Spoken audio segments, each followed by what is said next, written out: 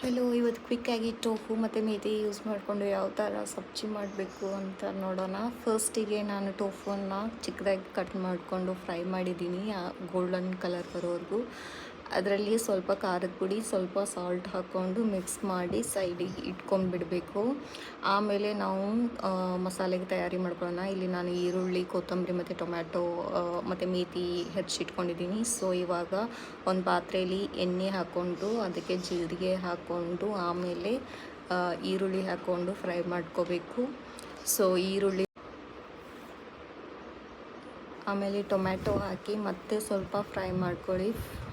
So ಪೂರ್ತಿ ನಮಗೆ fry ಆದ ನಂತರ ನಾವು ಇದಕ್ಕೆ ಮಸಾಲೆ ಪದಾರ್ಥಗಳನ್ನು ಹಾಕ್ಕೋಬೇಕು. ಸೊ ನಾನಿಲ್ಲಿ ಅರಿಶಿನ, ಆಮೇಲೆ ಮಸಾಲ ಖಾರದ ಪುಡಿ, ಆಮೇಲೆ ಮಸಾಲ ಪುಡಿ, ಧನಿಯಾ ಪುಡಿ ಎಲ್ಲ ಹಾಕಿ ಒಂದು ಚಮಚ ಶೇಂಗಾ ಪೌಡರ್ ಹಾಕಿ ಆಮೇಲೆ ಕಟ್ ಮಾಡಿರೋ ಮೆಂತ್ಯನ ಮಿಕ್ಸ್ ಮಾಡಿ ಸ್ವಲ್ಪ ಫ್ರೈ ಮಾಡ್ಕೋಬೇಕು.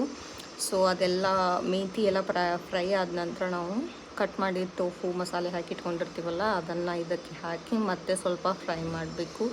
ಸೊ 1-2 ನಿಮಿಷ ಹೀಗೆ ಫ್ರೈ ಮಾಡ್ಕೊಳ್ಳಿ. ಆಮೇಲೆ ಅದಕ್ಕೆ ಸ್ವಲ್ಪ ನೀರು ಮಿಕ್ಸ್ ಮಾಡಿ ಒಂದು 5 ನಿಮಿಷ ಅದನ್ನು ಕುದಿಯೋಕೆ ಬಿಡಿ. ಸೊ 5 ನಿಮಿಷ ಅದು ಬಾಯ್ಲ್ ಆದ ನಂತರ ನೀರೆಲ್ಲ ಆಲ್ಮೋಸ್ಟ್ ಹೋಗಿರುತ್ತೆ. ಸೊ ನಾವು tofu and ಫೆನುಗ್ರೀಕ್ fry is ready.